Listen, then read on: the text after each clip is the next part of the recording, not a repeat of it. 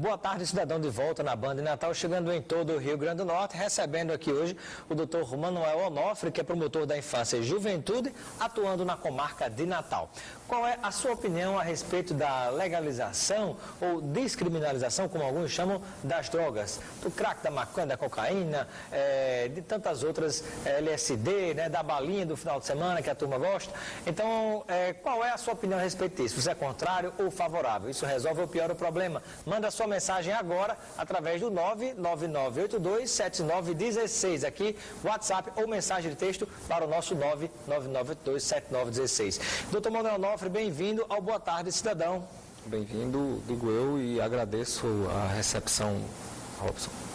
Obrigado pela sua presença e eu peço inicialmente que você possa compartilhar que visão você tem em relação a essa questão da legalização ou não, da descriminalização ou não das drogas. É interessante colocar que para criança e adolescente essa discussão ela não é por esse caminho, ou seja, a droga ela tem consequências sérias no desenvolvimento e no cérebro, melhor dizendo, de uma pessoa em condição de desenvolvimento, que é a pessoa da criança e adolescente. Mas para os adultos também as drogas não provocam essas debilidades? Mas tem uma outra consequência. A consequência para o cérebro e para o organismo de um adolescente e uma criança tem um impacto completamente diferente por causa das sinapses, enfim, das questões de ordem neurológica que estão se organizando. Já tem pesquisas mostrando que o impacto é realmente diferenciado. É só deixar isso claro para não ter nenhuma dificuldade em colocar que o promotor é a favor ou contra em relação à criança e adolescente. Em relação à criança e adolescente, eu entendo que a regulamentação ela tem que ser rigorosa, porque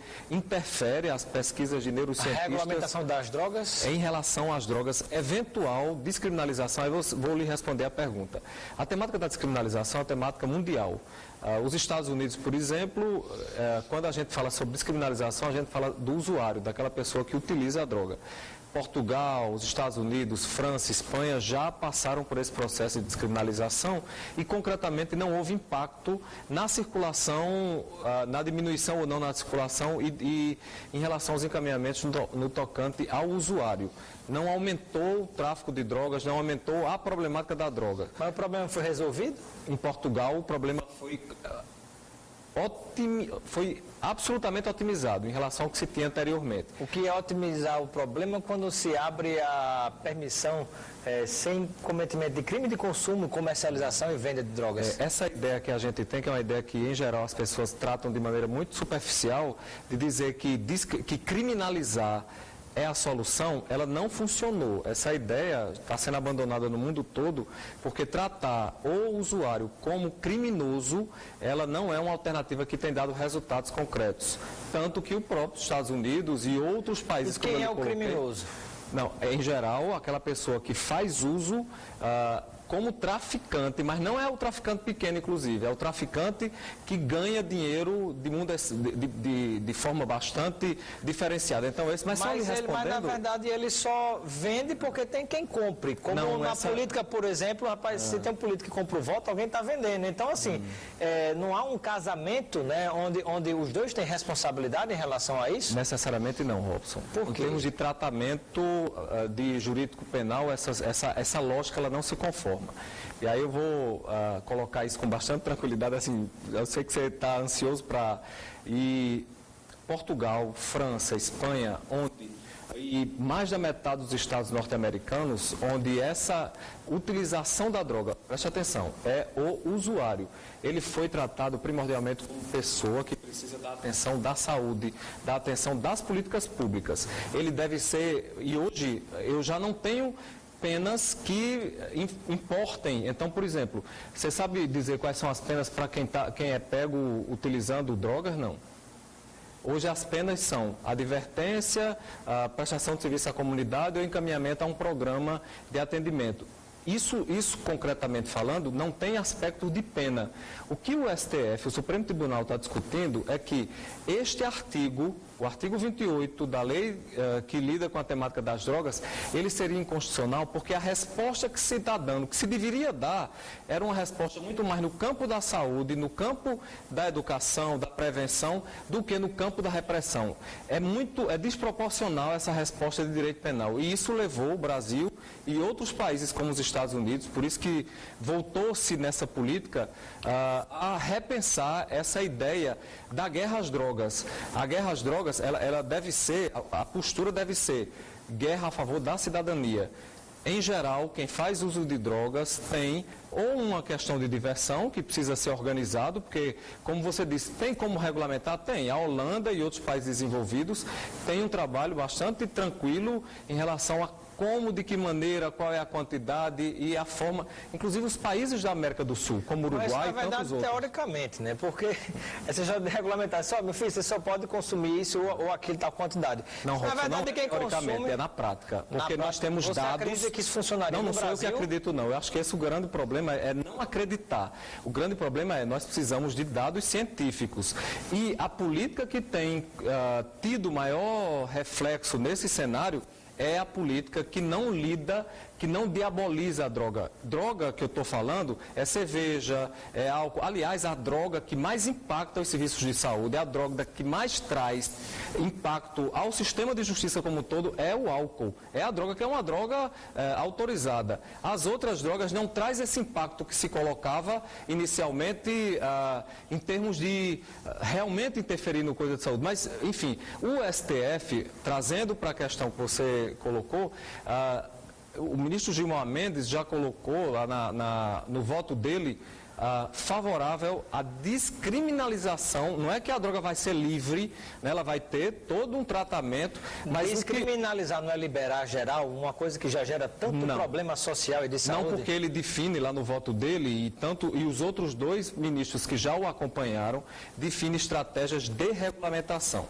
Você disse se o Brasil está preparado ou não, essa é uma outra questão que precisa ser enfrentada. Pois é, porque historicamente, desde que o Brasil foi colonizado, na verdade, tem muito essa história de trazer não porque deu certo em tal país, em tal país, em tal país deu certo. Nós somos outro povo, outra nação, com outra cultura, outro costume. Então, não necessariamente isso vai dar certo porque nos Estados Unidos é assim, porque em tal lugar é assim. Então, o que faz com que a gente possa ter a certeza de que isso vai minimizar e não piorar, liberar geral o problema das drogas, que já é tão complicado? A certeza primordial nisso tudo é que esse modelo que não está funcionando. Nós só temos aumentado, os casos que são apresentados diuturnamente só tem aumentado. Então, a estratégia que foi adotada pelo Brasil de guerra às drogas, copiando o modelo norte-americano, aí eu concordo com você, foi copiado lá atrás. Só que essa outra estratégia de regulamentação, de lidar verdadeiramente com quem usa a droga como um sujeito e a sua família como um sujeito de direito que está com uma série de problemas, que precisa... Hoje você disse uma coisa certa, todos nas famílias de todo mundo têm dificuldades em relação às drogas, seja o álcool, seja a loló, a cocaína, o que for. Mas esse sujeito, cada vez mais... Veja, a opção que foi adotada pelo Brasil e pelos Estados Unidos, o Brasil copiou os Estados Unidos lá atrás. Não deu certo. A guerra às drogas, a lei de entorpecentes foi mudada, inclusive em 2006, já para tentar uma nova visão, uma nova estratégia de trabalho. Então, o que não deu certo é o que nós temos aqui. Daí essa discussão internacional, com apoio dos organismos, né, da ONU, e já com situações vigentes em outros estados aqui, em outros países, melhor dizendo, da América do Sul, que se pareça com a gente. Então, não é uma... Eu acho que a gente tem que sair do achismo, eu acho que isso deveria ser assado e partir para uma análise concreta de números, uma análise concreta de dados, que é o que se tem buscado quando se trabalha e se discute essa temática das drogas. Aqui dá para a gente fazer um outro programa com mais tranquilidade sobre isso, porque o tema é muito polêmico. Aqui, boa tarde. O usuário de drogas financia essa prática que tem sido devastadora na sociedade. Quanto ao uso medicinal, é bastante específico a cada caso. O que acontece em outros países nem sempre é cabível ao Brasil. É verdade. E o que esse usuário, o que tem que ser feito é mostrar a ele que existem alternativas, que isso, né, agora... quanto mais você põe na clandestinidade esse comércio, que é o que tem acontecido, mais impacto a gente tem observado. Participação do telespectador diz: a certeza que temos é que no Brasil não estão preocupados com os viciados, e sim com os impostos que serão cobrados com a regularização dos impostos e das drogas. Aliás, esse é um dos problemas mais importantes que tem sinalizado o STF nesse sentido, que não é a opinião do Ministério Público, né? Bem deixar claro, o STF tem discutido nesse sentido lá, e o neurocientista Siddhartha Ribeiro coloca com muita clareza: se isso, como é o que tem acontecido nos Estados Unidos, a gente tem que ter um cuidado muito grande de como vai ser feito para não criar um outro problema maior do que o que a gente já tem. Pois é, se a rede básica de saúde já não atende o básico, né, a nossa saúde, imagine cuidar de uma situação como essa sendo liberada. Mas eu agradeço, passou rápido o tempo, porque o tempo é polêmico, o tema é polêmico. Muito obrigado, doutor Manuel Onofre, pela sua presença. Em breve a gente vai discutir com mais profundidade esse assunto. Perfeito, muito obrigado. Ficamos por aqui com Boa Tarde, Cidadão. Continue ligado na Band de Natal com a nossa programação, e amanhã estaremos de volta aqui na Band de Natal.